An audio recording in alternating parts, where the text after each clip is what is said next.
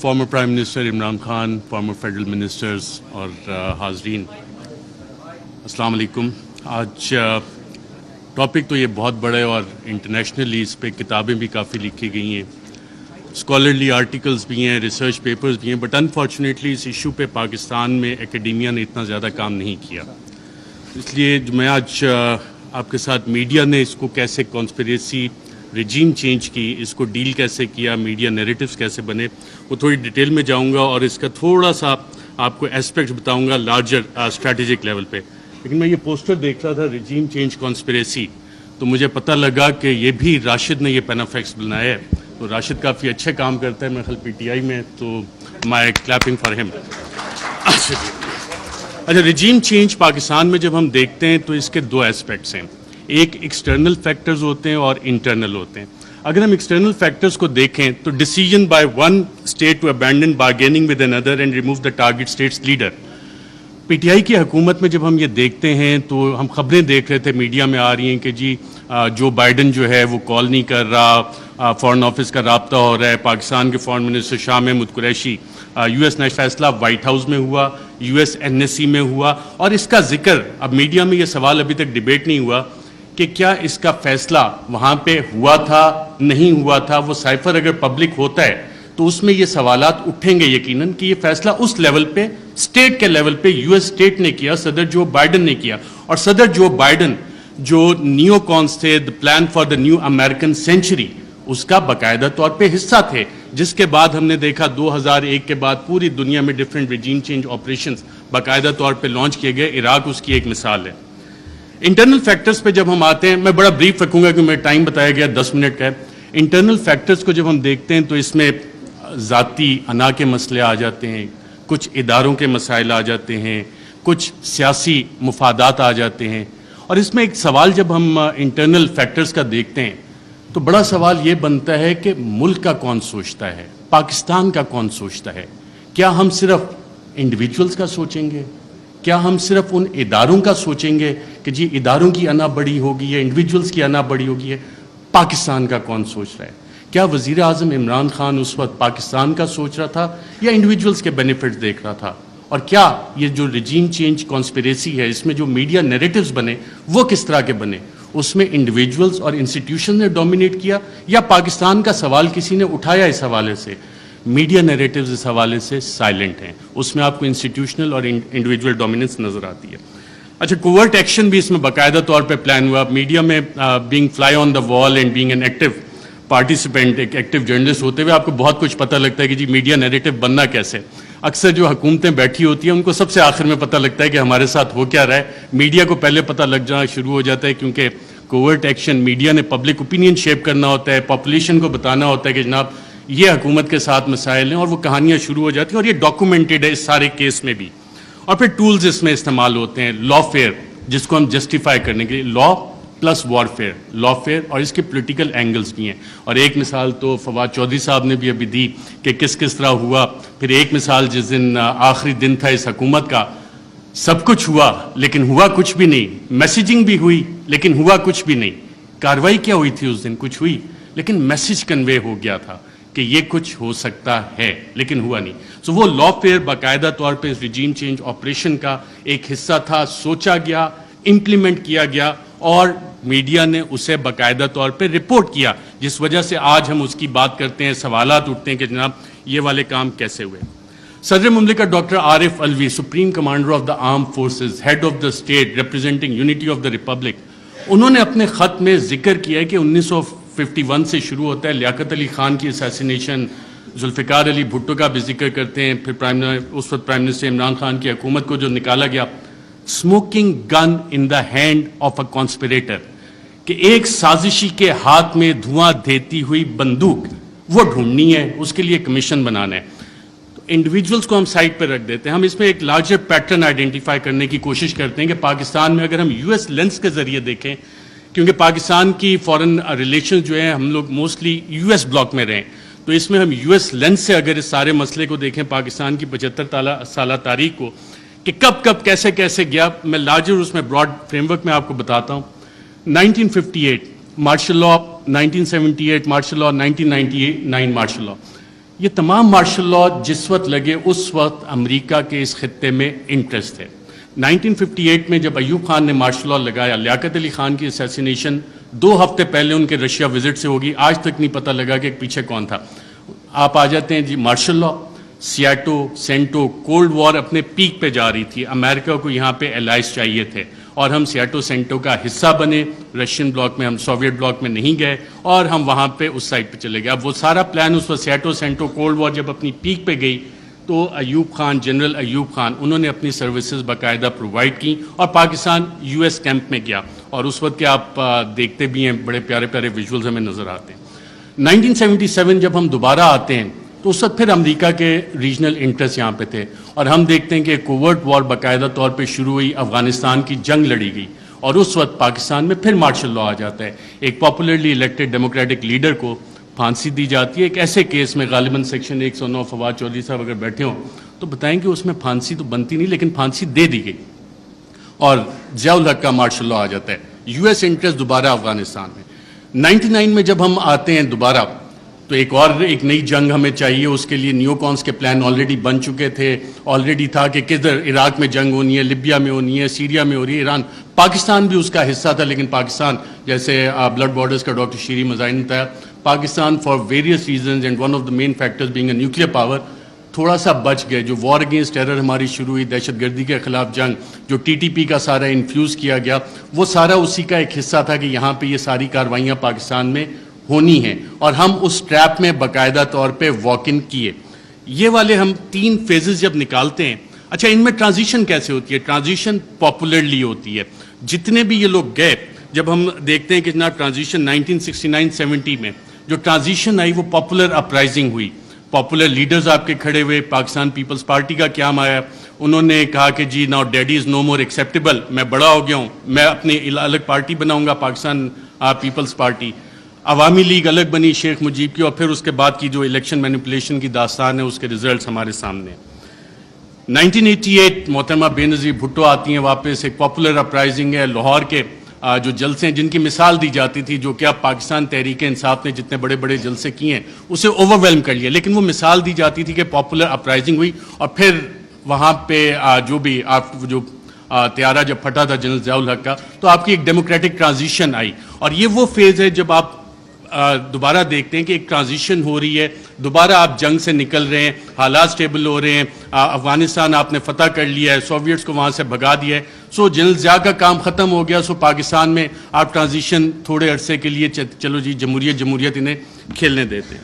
پھر آ جاتا ہے 1999 اور 2007-8 general Musharraf, war against terror, اور اس کے بعد جب ان کی یوٹیلیٹی ختم ہوتی ہے, ہم نے دیکھا ایک پاپولر اپرائزنگ ہوتی ہے اور انہیں جانا پڑتا ہے. ہم لائرز موومنٹ بھی دیکھتے ہیں, ساری چیزیں. لیکن اس سارے عرصے میں جو ڈیموکریٹک ٹرانزیشن ہماری ہوئی ہے اس میں کیا واقعی حقیقی جمہوریت ہماری قائم ہو سکی کیا, یا کہ ہمیشہ ہمیں ایک ہائبرڈ قسم کی جمہوریت جو ہے وہ ملی ہے؟ اور ہائبرڈ جمہوریت بنتی کیسے ہے؟ ہمیشہ ایک کنگز پارٹی ہوتی ہے. جب آپ پاکستان کی تاریخ اٹھا کے دیکھتے ہیں تو جو مین آن ہارس بیک ہیں, گھوڑے جو لوگ رائڈ کرتے ہیں, ہارس رائڈنگ کرتے ہیں, وہ اچھے گھوڑے رکھنے کا شوق بھی رکھتے ہیں, تو وہ چیز ہوتی ہے. لیکن اس ساری چیز میں ایک ٹائم فریم بڑا ڈفرینٹ آ رہا ہے پاکستان کی تاریخ میں, وہ آ رہا ہے 2018 سے 2022 کا. اس دوران میں اتھارٹیرین کنسولیڈیشن بھی ہوتی رہی. اتھارٹیرین کنسولیڈیشن اس طرح کے جو پرانے ایسٹس تھے جن پہ کرپشن کے مقدمات تھے ان کو بھی بچایا جا رہا تھا. دوسری طرف ایک حکومت کوشش کر رہی تھی کہ جی ہم نے ڈیموکریٹک کنسولیڈیشن کرنی ہے, اس کو روکا بھی جا رہا تھا. اور اکاؤنٹیبلٹی اس کی بہت بڑی مثال ہے. اور اگر کسی نے اس کا ایک ٹائم فریم نکالنا ہے کہ بڑا اچھا احتساب چل رہا تھا, ساری چیزیں ون پیج پہ چل رہی تھیں, لیکن پھر ایک پریس کانفرنس مشہور زمانہ ہوتی ہے جس میں پوری نون لیگ کی لیڈرشپ بیٹھی ہوتی ہے, اور مریم نواز اس میں ایک بڑی اچھی بات کرتی ہیں کہ چند اہم لوگوں کی ویڈیوز موجود ہیں. اب ماشاءاللہ سارے وفاقی وزراء کابینہ بیٹھی ہے, سابق وزیر اعظم بیٹھے ہیں. اس کے بعد احتساب کے مقدموں کا کیا ہونا شروع ہوا, اس کے بعد کیا ڈیلیں ہونا شروع ہو گئیں, اس کے بعد نواز شریف بھی باہر گئے, اس کے بعد کیسز بھی سلو ہونا شروع ہو گئے, کیا کچھ نہیں ہوا. یہ والی ساری چیزیں تھیں. مجھے میسج آ گیا کہ جی تھوڑا کم کریں. ریجیم چینج جب ہوئی تو میڈیا کی اسٹریٹجی اس میں کیا تھی؟ میڈیا کے 3 ڈیز اس میں باقاعدہ طور پہ استعمال کیے گئے تحریک انصاف کے خلاف. 3 ڈی تھے: ڈسٹرب, ڈسکریڈٹ, ڈینائی. ڈسٹرب کیسے کرنا ہے؟ جتنے بھی پاکستان تحریک انصاف کے پلانز بنے تھے اسے لا فیئر کے ذریعے ایڈمنسٹریٹولی اور انفارمیشن آپریشنز کے ذریعے سیبوٹاج کرنے کا باقاعدہ طور پہ پلان بنا اور اس کی ہم نے مختلف قسم کی امپلیمنٹیشنز دیکھیں. اگر آپ نے ایڈمنسٹریٹو اس کی دیکھنی ہے تو وہ وزیر اعظم تو عمران خان تھا, پولیس وین وہاں پہ کس کے آرڈر سے گئی؟ شیخ رشید صاحب انٹیریئر منسٹر تھے, ان سے ہم پوچھتے رہے کہ جناب یہ آپ نے بھیجی؟ وہ کہتے ہیں یار مجھے تو نہیں پتا. وزیر اعظم عمران خان کال دے رہا ہے, پورا ریڈ زون جو ہے بیریکیڈ ہو جاتا ہے, کون حکومت چلا رہا تھا, کیسے؟ تو یہ وہ ایڈمنسٹریٹو سٹیپس ہیں, ہر ایک کی ڈیٹیل میں جائیں گے تو کافی لمبا ہو جائے گا. پھر ایک پلان بنا کہ جی 3 ڈیز کا ایک حصہ تھا ڈسکریڈٹ کرنا ہے, عمران خان کو ڈسکریڈٹ کرنا ہے, پاکستان تحریک انصاف کو ڈسکریڈٹ کرنا ہے, اور فریم ورک فار اس میں جو نیوز میکنگ تھی, اگر آپ ریڈ زون فائلز اٹھا کے دیکھیں تو اس میں باقاعدہ طور پہ میڈیا والوں کو یہ بتایا جا رہا تھا, یہ چیزیں میڈیا میں آ رہی تھیں کہ جناب دیکھیں یہ اکتوبر میں ایک جو سلسلہ شروع ہوا ہے نا, یہ بڑی زیادتی کی بات ہے. اس میں چند انڈیویجولز جو ہیں ان کو تو یہ حق نہیں دیا جاتا کہ جی پنجاب پولیس کے پیٹرن پہ چیزوں کو لے کے چلیں, ایسے تو نہیں اجازت دی جا سکتی. لیکن سوال آتا ہے کہ کیا ہمیں اس ملک میں آئین کی حکمرانی چاہیے یا اشخاص کی حکمرانی چاہیے؟ ہمیں قانون کی حکمرانی چاہیے یا چند اشخاص کی حکمرانی چاہیے؟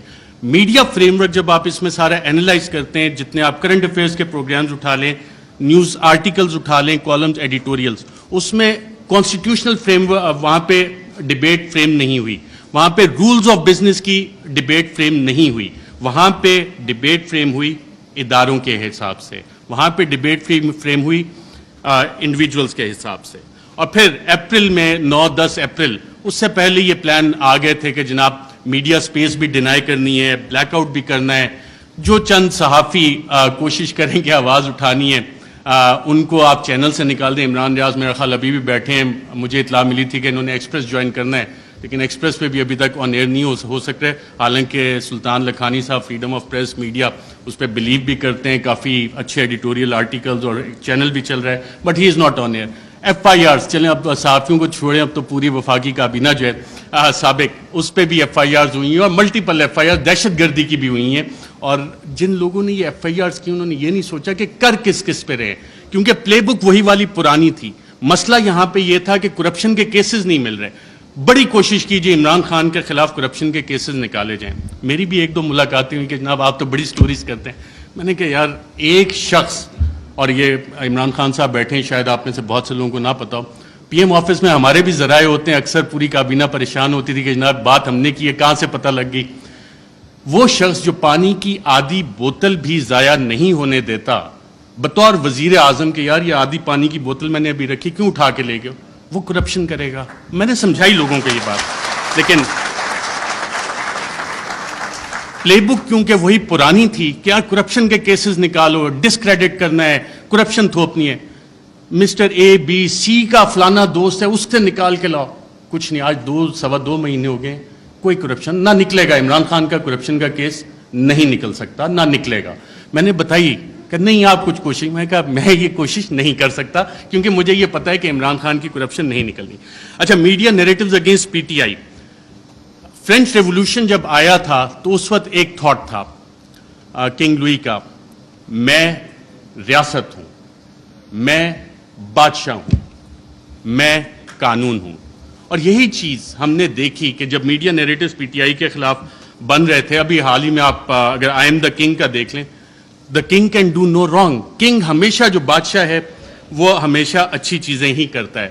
فیٹو پہ پوری حکومت نے کام کیا, حماد اظہر بھی ادھر ہیں, لیکن PTI نے کام نہیں کیا, بادشاہ نے سب سے اچھا کام کیا. آئی ایم دا لا, قانون میں ہی ہوں.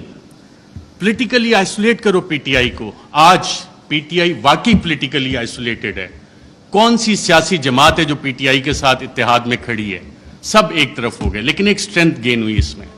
پاکستان کی عوام بغیر کسی کال کے نکل آئے, اور شاید جو وزیر اعظم عمران خان کا آخری دن تھا وزیر اعظم ہاؤس میں, اس وقت جو لوگ نکلے اور جنہوں نے رپورٹ کیا, آئی تھنک عمران ریاض تھے, باقی ہم لوگ بھی تھے, ان سب نے ایک بات نوٹ کی.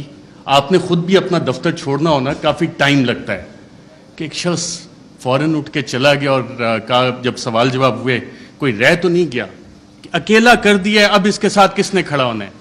پاکستان کی عوام کھڑی ہوئی.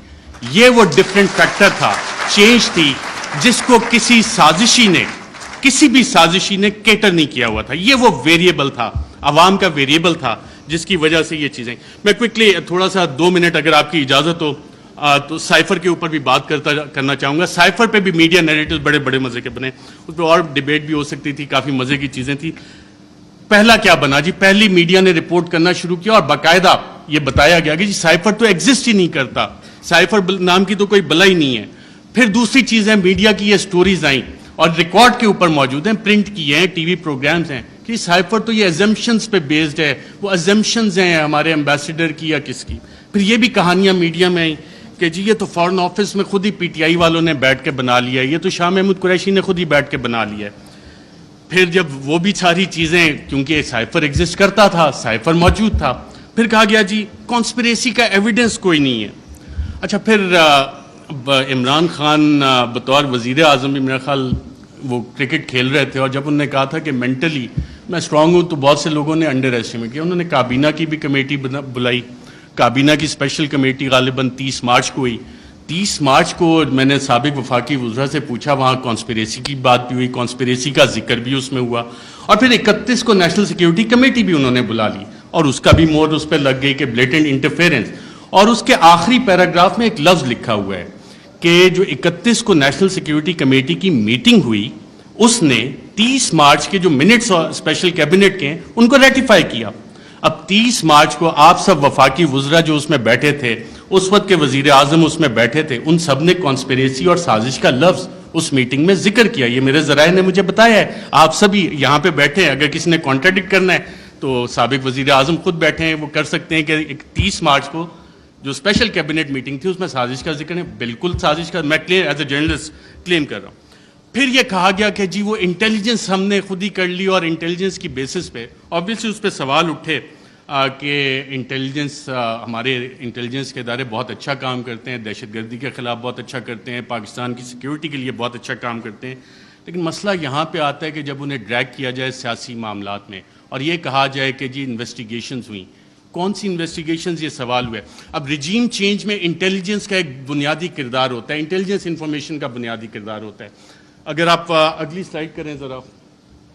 Colon Powell, U S secretary of state, U N security council میں انٹیلیجنس انفارمیشن کی بیس پہ انہوں نے کہا جی یہاں پہ یہ والے ویپنز عراق میں موجود ہیں, یہ کیمیکل ویپنز ہیں, یہ نیوکلیئر ویپنز وہاں پہ وہ بنا رہے ہیں. عراق وار ختم ہو گئی, عراق تباہ ہو گیا. یہ اس انٹیلیجنس انفارمیشن کی اوقات تھی, ویلیو تھی, جو آج تک نہیں ملی. میں ایک اور آپ کو افغانستان سے ریلیٹڈ انٹیلیجنس انفارمیشن دیتا ہوں. انٹیلیجنس ڈس انفارمیشن کہ اسامہ بن لادن کے پاس نیوکلیئر ویپنز ہیں, اور اسامہ بن لادن کے پاس نیوکلیئر ویپنز, اگر آپ یہ سٹوری دیکھیں تو یہ جسٹیفائی کرنے کے لیے تھی کہ جی افغانستان میں امریکہ نے حملہ کرنا ہے. اور اس وقت آپ تمام امریکی اخبارات اٹھا لیں, ورلڈ ایکسکلوسیو ڈان نے بھی فرنٹ پیج پہ چھاپا کہ جی ایک ایکسکلوسیو انٹرویو ہوا ہے, اسامہ بن لادن کے پاس نیوکلیئر ویپنز ہیں. وہ نیوکلیئر ویپنز آج تک نہیں نکلے. تو یہ ہوتی ہے انٹیلیجنس انفارمیشن. جب تک آپ تحقیقات نہیں کرتے, اسے ویریفائی نہیں کرتے, بہت سی جے آئی ٹیز میں انٹیلیجنس انفارمیشن آتی ہے, بہت اچھا کام ہوتا ہے, لیکن اس کی ویریفیکیشن چاہیے ہوتی ہے. انٹیلیجنس اور انٹیلیجنٹ انفارمیشن میں فرق ہوتا ہے. اس کے علاوہ بہت ساری چیزیں ہیں. پروپیگنڈا پہ اگر ہم جائیں, ڈی کلاسیفائڈ ڈاکومنٹس بہت سارے آ گئے, چلی کے حوالے سے, ایران کے حوالے سے. کیونکہ ٹائم میرے پاس کم ہے, میں نے کہا یہ والے لارجر ایشوز آپ کے سامنے رکھوں.